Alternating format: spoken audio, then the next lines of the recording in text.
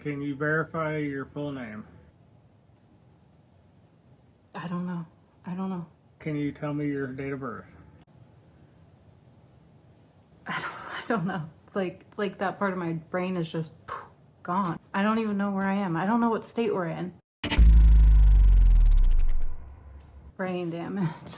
This week's video is all about brain damage, and not just brain damage, but brain damage caused by abusing drugs and alcohol for a long period of time to cause these effects on our brain. Things like hearing things that aren't there, hearing voices in your head that aren't your own voice, they're not your own inner thoughts, having things, basic information that you used to be able to do just stripped from your memory, not recalling basic things like your name, the date, the year it is, who's the president, just not knowing these things when you know in your heart, like a week or two ago, however long ago, you knew these things, but now you don't know them. And this is what I'm discussing today, because I want to discuss things I do to combat the brain damage. And let's be real, like some of the brain damage doesn't go away. Like I still have backward sentiments or words come out that aren't real words, and that's just a thing I do. Sayings come out backwards, so it's just basically an ongoing joke at this point. Like, that's the camel that broke the straw's back. Or I tell my son, go get your pajijis on. He's like, pajijis? And now he says that because he thinks that word's funnier. So he's like, I'm gonna go get my pajijis on, okay?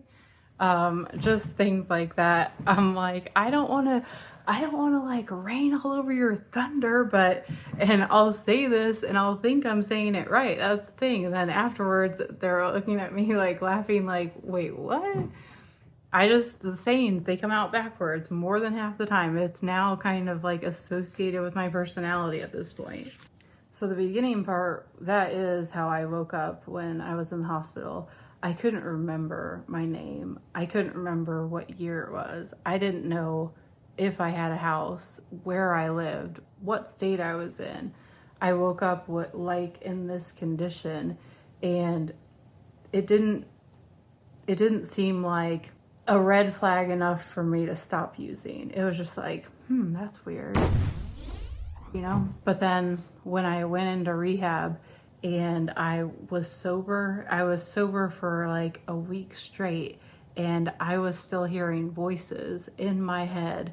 I call it a committee of like 10 assholes that are constantly going on, commenting and observing on everything that I do as I'm doing it. And like I said, these are assholes. So they're tearing me apart. They're making fun of me. Every single thing I do is like under scrutiny. And I have allergies. I can't help it. The thing about the voices is I had no way to turn them off. And that's sort of what was driving me to feel crazy. It's like, yeah, I could get like hearing these voices while I'm high because that's the effect of all the meth I'm doing. But to have the voices when I'm not high anymore, that was actually kind of disturbing me, because then I was that point where I was like, oh, like I really did a number on myself. And what if this never goes away? Thankfully, the hearing of the voices went away about 2 weeks into my sobriety. And the moment that went away, I was like praying, thank you. I was praying, thank you, God, so much, because I needed to know that was possible in my early recovery, healing like that. I needed to know that kind of healing could take place. And when those voices were lifted from me, and all of a sudden, I could just go about my day and there was quiet, there was still. It was just my thoughts. And my thoughts don't go all the time, nonstop, when I'm trying to sleep, No, my thoughts, there's a lot of silence in between. Like I think things and sometimes I'm just sitting, you know? And so that was a huge shift for me. Now, another thing that I experienced early in my sobriety was I was sitting in my room and I was listening to music on the radio, and this was just an old school AM/FM radio, right? Keep in mind, prior to my addiction, I went to art school and I have a degree in graphic design, which is a very technical sort of thing. You have to be good with Photoshop, InDesign, no web coding. The point I'm trying to make here is like, I couldn't be tech illiterate and get that degree. I had to be good with technology and sharpening my skill set and constantly learning to get the degree. So fast forward to I'm in my rehab bedroom and I'm fiddling with the AM FM radio. All I'm doing is I'm trying to set the time. I'm trying to set the time on this AM FM radio. The time isn't right and I want to set the time. And no matter what I do, what button I press, I cannot get it to work. It just won't work. I get so mad, I start crying. These are like angry tears because I'm angry, like, what is wrong? Like, what is wrong with me? Am I so stupid now? I can't figure out an AM FM radio from like a decade ago. This thing it's not updated in any capacity. It's the most basic form of technology, yet I can't figure it out. So I have to go call the counselor and she comes in and she seamlessly boop, boop, boop, boop, boop, sets it. There you go.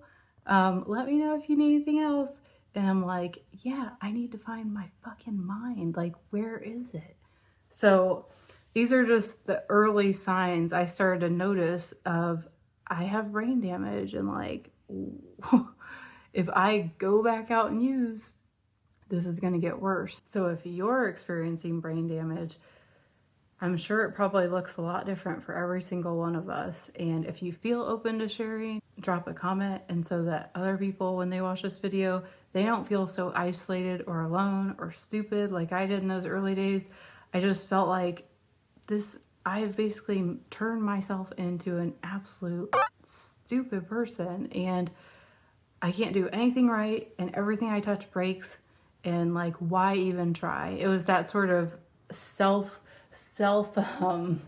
it was like that self-loathing sort of just like driving yourself into feeling like you're a failure, a loser, you can't do anything right. So why even try, right? So I'm like getting so angry. It's pushing me back out to go into my addiction because this is too hard and this doesn't make sense and I can't do this, but I can do that. But if I do that, that's going to do more of a number on this, which is obviously already struggling. So let's get into the solution. First, we're going to break down a little bit of the science behind this, something called neuroplasticity.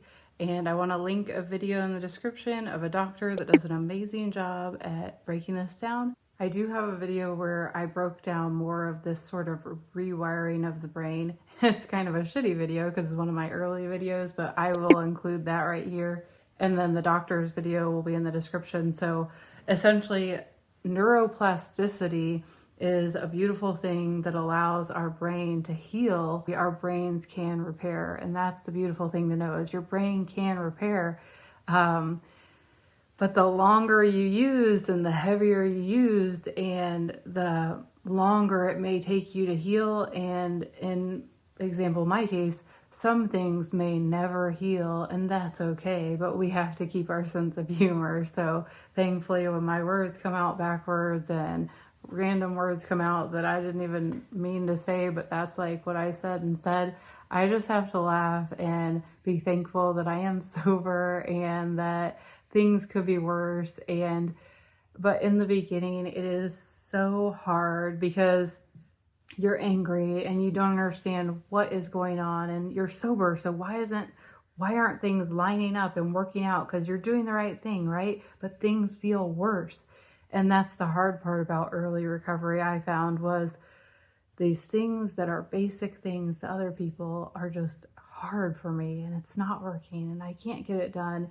And it was a lot of negative thought patterns that I had to get to the bottom of, like, why do I feel this way? Why do I feel like everybody's out to get me? Why do I sort of live in this victim mentality? Why am I so comfortable complaining more than changing? Why am I so comfortable to blame other people for my problems? The system's against me. It was a setup, but to not claim my own responsibility in these situations. So a lot of it has to do with changing those thought patterns, which then transitions into changing those behaviors, so that then we're able to form new pathways in our brain, pathways that just gone. That idea, that train just left the station and it's not coming back. New pathways that support our sobriety, and they encourage our continued recovery and healing from all of these damages, from essentially killing and damaging our brain cells. That's what we're up against. So let me share things that I do that I've found to help with this. And this is just me. These are things that I do that have helped. When I started implementing these things, I wasn't really doing it like on purpose, like, oh, I'm going to work and I'm going to fight that, I'm going to combat that brain damage. This was just like how I got through. So first and foremost, because my memory is awful doesn't even begin to describe my memory. What I do every night before I go to bed, I write down what I want to do the next day, what I need to do the next day, priorities for the next day. And I write that down. It sits on the kitchen table because I can make a list and I can lose that entire list. That's not uncommon. Again, it goes back to the memory issue. So setting up the list in combination of routines, like patterns, repetitive patterns are good for my shot memory. So I write the list and I keep the list on the kitchen table. It's always in the same spot, so I know where to find it. And then throughout the day, as thoughts flood into my brain, if it's a thought that I want to capture, but I don't have time to say like, oh, I got an idea for a YouTube video, I don't want to forget that. So I have a blank page for anything random, and that's called the brain dump. And I learned that on YouTube. It's not my idea, but it's an idea that works. And so all these random thoughts, I gather them on the brain dump idea page.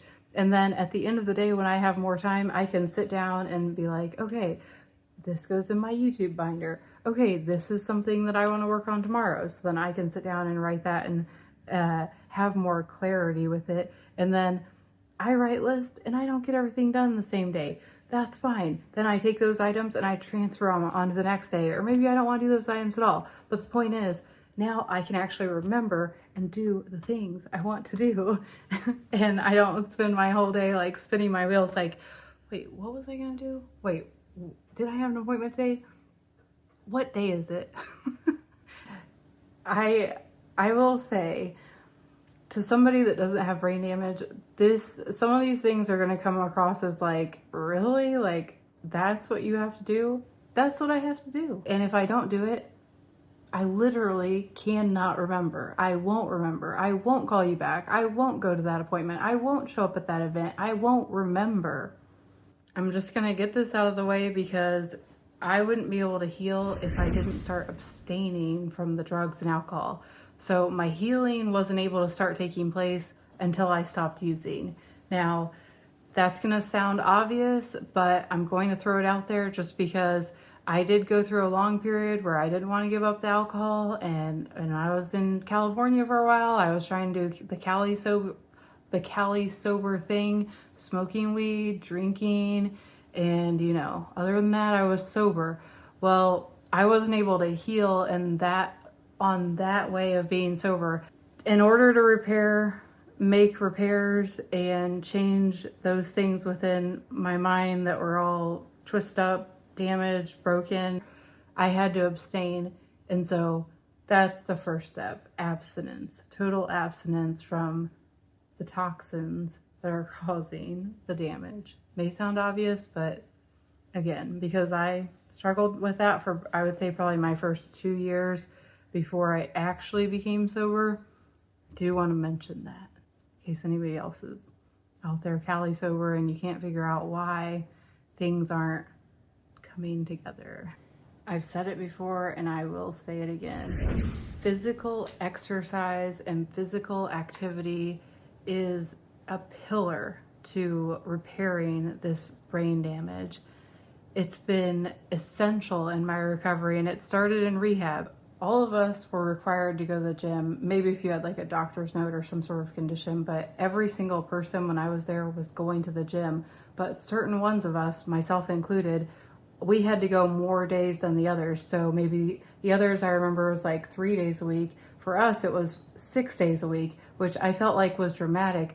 But that was teaching me early on, like the driver was explaining that the type of drug I was taking, the amount of the drug I was taking, that my body needed these workouts to sort of turbo boost my recovery. So because I was doing a lot of stimulants and a lot of quantity, all of that dopamine, all of my dopamine was like on the lowest levels in sobriety. And so doing those doing exercises and things that naturally boost my dopamine, it was essential for me to not feel like, whoa, like way down here in the gutter, just no hope, nothing, just that apathetic, dark depression. And I know myself now that so much of what I was doing had to do with those feel-good chemicals, and I'm not going to get into like the technical terms because I don't want to say the wrong ones, but I'm just going to say in a very like basic picture here we can paint, it's like whenever I would take a shot of dope, inside my brain, it's becoming flooded with an overabundance of feel-good chemicals, and that is the high, that's the feel-good effect. But my brain, your brain naturally produces those feel-good chemicals. So when there's an overabundance, my brain's like, oh, well, I guess like we get the day off, we don't need to produce this anymore. And then when the high wears off, all of that is gone, that artificial feeling is gone.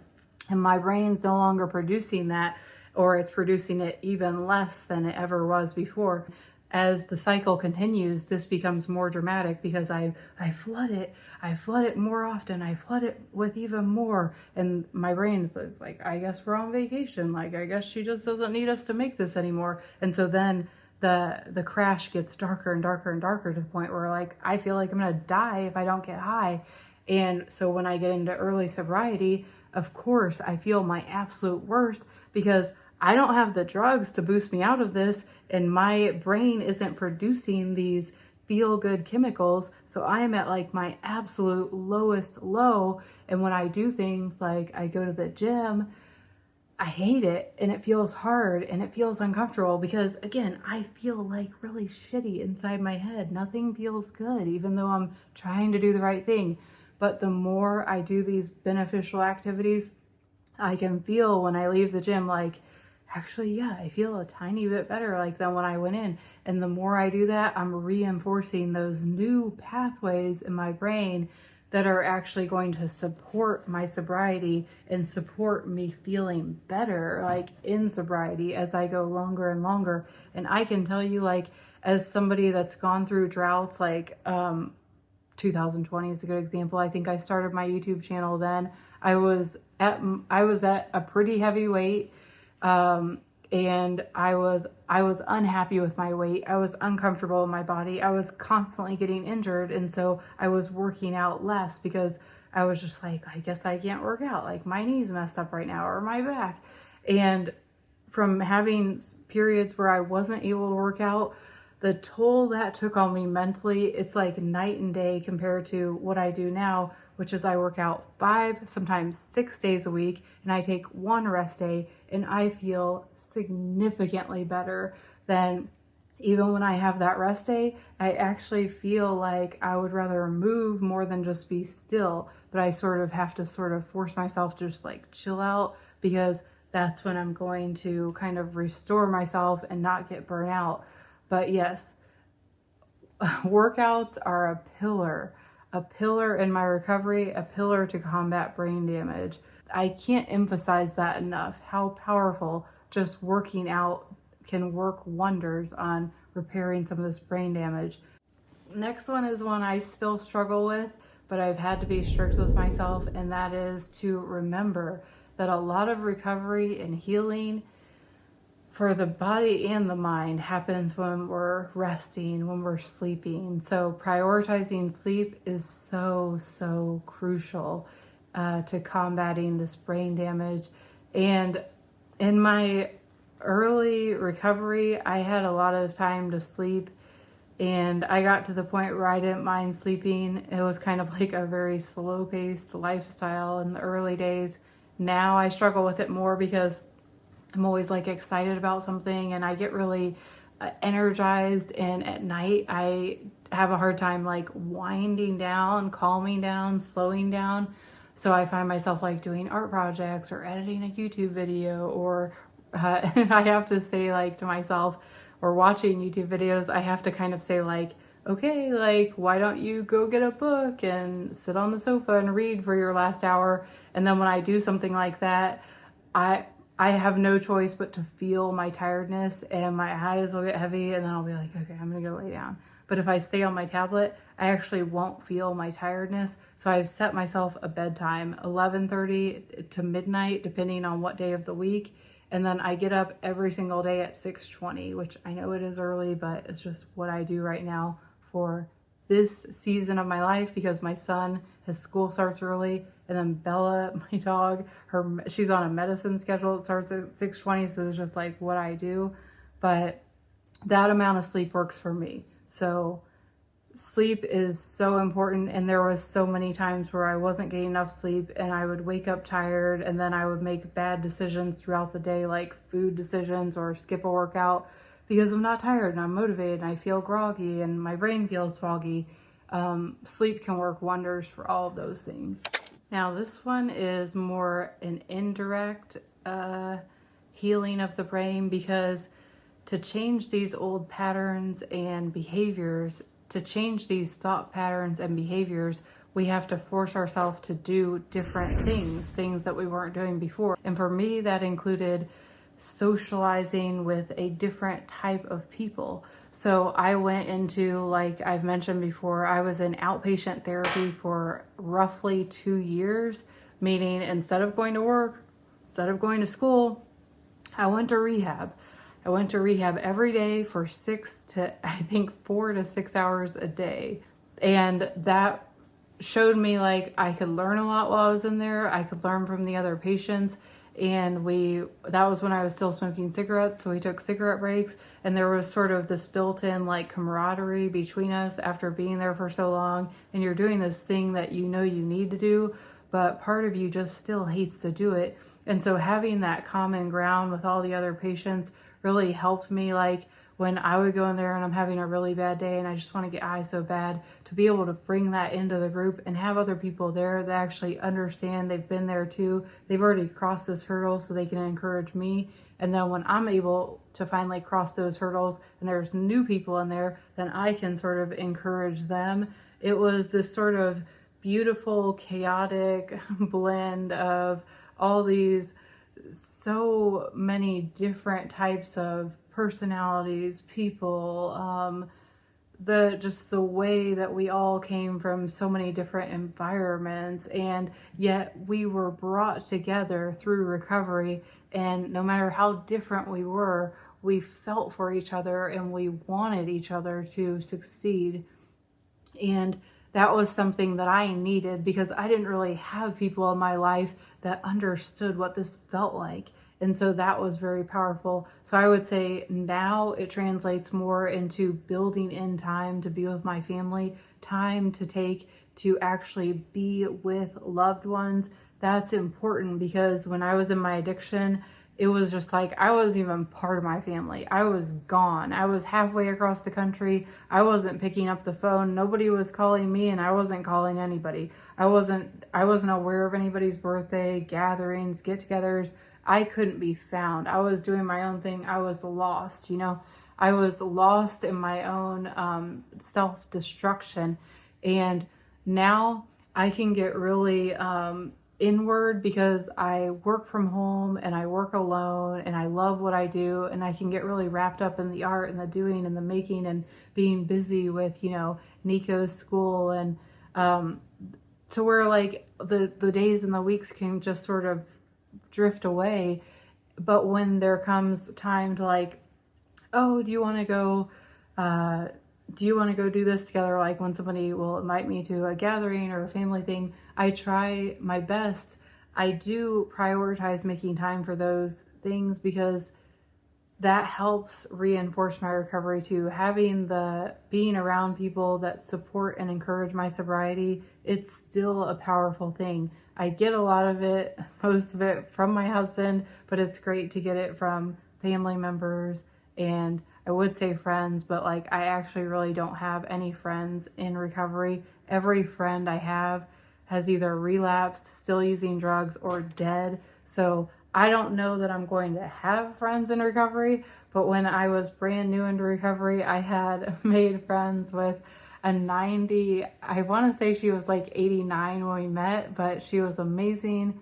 Her name was Peggy, and she encouraged my sobriety early on, and I met her through my mom, but we ended up like really clicking. Like we just clicked from the beginning, and I got her into thrifting, and she enjoyed really going out and thrifting with me, and then she enjoyed eating out. And so that was sort of our thing. Like when I finally had my own car, I would come pick her up and we go thrifting and we would go out to eat. And I was a young mom, and so I would have Nico with me too. And Nico went thrifting a lot, and he went out to eat a lot, and he didn't love the thrifting so much, but he loved the out to eat. And so that was something I could look forward to in my early recovery when, like, let's be honest, going to rehab all the time and my not having a job and not having any money, like constantly being broke, this was something I kind of looked forward to, and that encouraged me to keep going. So you have to have like things you look forward to. Now, if you have toxic family members, you're going to have to probably like build a different sort of social support. Sort of like I had all toxic friends, so I had to become friends with the patients in the rehab, or at least do my best to be friends with them and encourage each other in that way. So having some sort of social network, I think that's essential to recovery and battling the brain damage, because if you aren't able to stay sober, then you're going right back to using, and therefore you could end up with worse brain damage than staying sober. So it's an indirect way to combat the brain damage, but I want to include it because isolation is the opposite of addiction. So get yourself some sort of social network of some kind. I would even go one step further and say in person. If you've made it this far in the video, I would like to ask a favor from you. So if you like this video, if you find it in any way beneficial, give me a thumbs up or subscribe to the channel if you haven't already. That lets me know what types of videos you like, and it lets YouTube know that this is a video worth sending to other people. So it will help me, and it will help other people that would like to see a video like this. Next up, we have the one that probably you're not going to be excited about. I wasn't excited about it. I tried to fight it for a long time, and now I've come to grips with it. And the thing that finally got me to go like all in on this was when my test came back that they thought I had Crohn's disease. Some of my blood work came back, and then I went and I got the endoscopy, and he said that everything looks fine. He doesn't think I have Crohn's. But when I was waiting in between appointments, it was like a three-month waiting period before I could get that second test. And I did research, and I found like with Crohn's,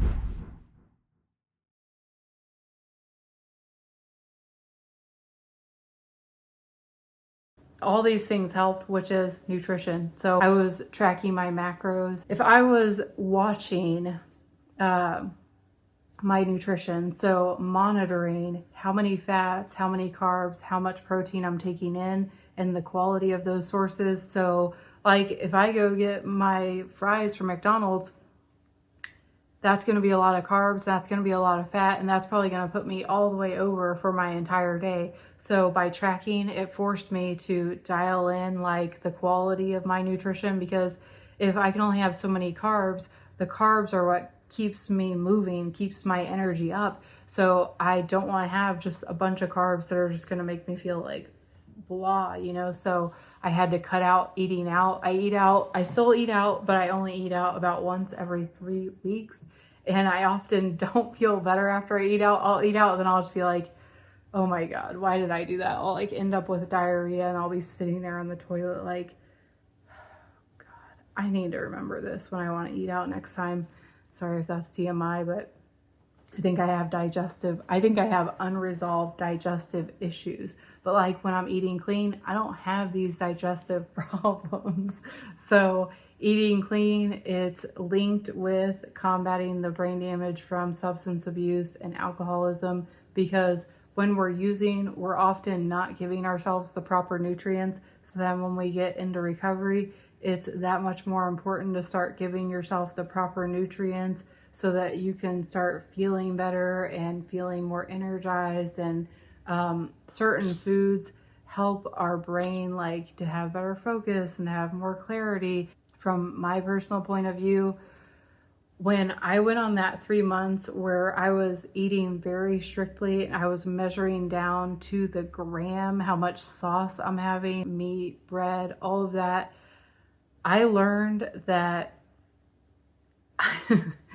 I can still eat a lot of food and still be within my macros, but that food has to be lean meats, whole foods, pretty a small amount of fats, but then it forces me to decide what foods I want to indulge in. Like I like eggs, so I had to start adding in egg whites because that'll up the protein. So I'll just show you some of the foods that I eat, and I've been tracking everything for 3 months. And when I went in for that test, I told the doctor, like, all of my symptoms are gone. I don't have the symptoms anymore. So I still took the test and he said everything looks normal, but now I can't go back. Like, I don't want to go back to how I felt before. I've been dropping fat off my body. I've been working out more than I've ever worked out before, because by eating healthier, I have so much more energy. So I have less depression. And that's another thing. Like when you're eating clean, you're a lot of that things like depression, eating clean is just linked so strongly with being an antidepressant. So it's a natural antidepressant. And because I spend about 80% of my life, because I am bipolar, battling depression, eating clean is helping me. It's helping me so much I can't go back to how I was before. Now I can have a donut and like just enjoy that and be like, okay, yes, I want a donut and I'm gonna have a donut. But then after I have that donut, it's like right back to my regular eating. And then I try to keep at least a 3-week span before I have anything else. We have Easter coming up. Easter is one of my absolute favorite holidays. So you know what I'm doing? I'm going to say I can eat whatever I want on Easter and just enjoy it, but make sure that I'm also eating healthy things too. Like I'm not just eating all sweets. I'm eating a nice assortment of everything, enjoy the day, and the next day I'm right back on my regular eating. So that's what I find with nutrition, is to keep it in perspective, but to see it like, this is a permanent thing I'm doing. Like this isn't temporary, like this is permanent. I won't have to measure everything I eat permanently, because once I get down to a certain weight, I'll just be maintaining. But at that point, I'll have a really good idea of the amount of food that I need to eat in a day. Whereas before, I was eating like emotionally, like, oh, I felt bored, so I was eating, but I wasn't recognizing that. I felt tired, so my stomach was growling. I thought I was hungry, but I was actually tired. Now I've become a lot more aware, because I get to the point where I'm running out of energy, because yes, I need to fuel up. I need carbs. I can feel that now. It's allowing me to be a lot more self-aware, and I've learned a lot about nutrition in the process. So if you can get yourself to track every single thing you put into your mouth, you eat or drink for 2 weeks in a row, use the app Fat Secret. I used to call it My Fat Pal. I don't know, I just couldn't remember the name, but it's free, and it'll you can see your macros, which is the most helpful thing. You don't have to pay for it. So if you track everything for 2 weeks, you're gonna learn a lot right there about nutrition and like what you're eating. You don't even have to change what you're eating, just input what you're eating, and you'll learn a lot just by doing that. And then you can make adjustments and educate yourself further as you get deeper into the nutrition. But highly recommend. I wouldn't do my recovery any other way now. I'm going to include 2 more, and I'm going to try them really very quickly because I know this is getting long. One is medication. So I've been on medication almost through a lot of my recovery. In the beginning, it was things like they would offer me what's a pill. It was either a pill or a shot that I would take, and if I drank alcohol, I would not be able to feel the effects of it. So it took away the ability to feel drunk. And so then it took off the table for me that I was going to drink. So if I'd take the pill or shot, sorry, I can't remember which one it was. This was over 10 years ago. They asked if I wanted to take it in rehab, and I did take it, and they would offer it before I would be able to leave the treatment center, whether it was for a weekend pass or whether I was like leaving. And I took it because that took off the table for me drinking for 30 days. I wouldn't have to think about it because I knew if I did it, I wasn't going to feel drunk. So what would be the point? So a lot of people are against medications. They say if you're taking a medicine, you're not sober. And I disagree with that. I think it depends on the type of medicine you're taking and why you're taking that medicine. Right now, I am on a mood stabilizer, and it helps me greatly with my depression. I haven't felt depressed in a really long time, and I know a lot of that can be credited to nutrition and exercise, but I also want to credit the mood stabilizer because I was doing nutrition and exercise for years before getting on the mood stabilizer, and the mood stabilizer combined with therapy was like those final 2 pieces, and that all of those working together are sort of what makes me feel the best. And for anybody that says like, oh, if you're on a mood stabilizer, you're not sober, I disagree with that because the mood stabilizer doesn't make me feel high in any way. It's not a mind altering substance. So I am sober. I consider myself sober. And if you disagree, then we can agree to disagree. But the last bit was therapy because I had to be in therapy from the time I was court ordered till later. I think I finally got out of trauma therapy somewhere around a year ago, give or take. And it started with talk therapy. Talk therapy was essential because I was able to talk through why I thought the way I thought, why I was using. There was a lot of questions that I needed to ask myself, and the therapist would ask the questions because in the beginning I was just closed off and very resistant to any type of therapy. So they get you in there and they ask you questions, and the littlest things, you know, hi Jackie, how are you feeling today? That's it. That's the question that sets me off. I mean, it could be the littlest thing, but that question would often just like, oh, that, you know how I feel? I feel like a cigarette. I feel like coming here is stupid. I feel like I don't want to be here. I feel like fuck sobriety, fuck you, and fuck therapy.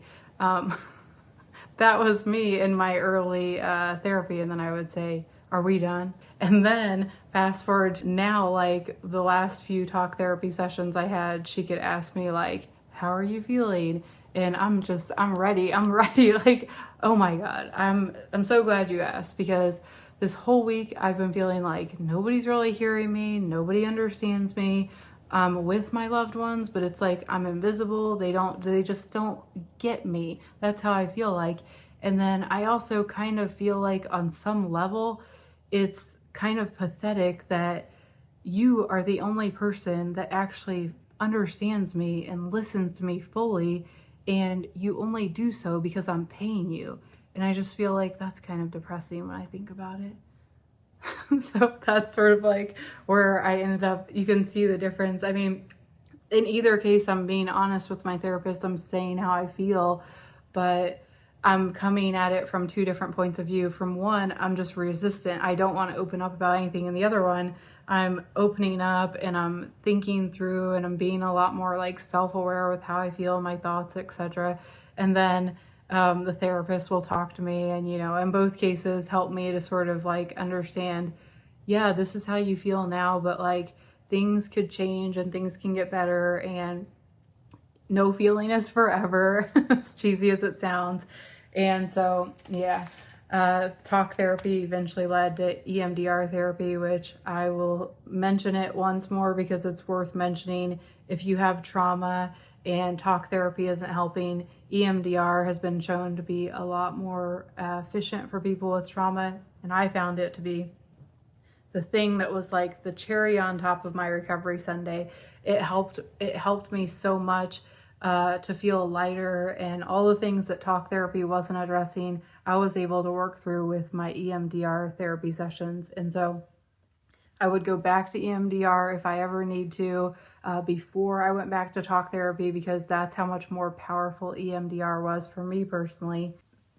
I believe that's all of my strategies. If I think of anything else, I can always make like a second video, but I do think that's the bulk of them. And what works for me may not work for everybody, but I promise you, if you do these things, these are not going to hurt you or make you feel worse in any way. They might not be as profound for you as they are for me, but we all have our own way. Like, we have to find what works for us. And so I encourage you to try new things, run experiments. You're like your own mad scientist in recovery. You just have to get out there and try things and see, you know, give it a shot, even if it sounds stupid. I remember like when there was that advice that you can go out in treatment, they said, go out into the woods and just scream at the top of your lungs. And it was just like, wow, like really, that's what you want us to do? And nobody did it. And then later in the day, I went out there on my smoke break, and I just went out there and I just started just screaming. And after I did so, I was like, wow, like I actually kind of liked that. So you never know. I mean, I wasn't out there every day doing it, but at the same time, I tried it. I did like it. I ended up liking it, even though I thought it was absolutely ridiculous. I did at least 10 really, really, really loud screams out there. And I think those trees felt a lot of my anger, and they helped kind of lift a little bit of that burden from me in that day. And so, yep. Tell me if any of these things you're willing to try out, or if you have tried them and they've worked for you. Leave me a comment, and I hope to see you guys sooner than later.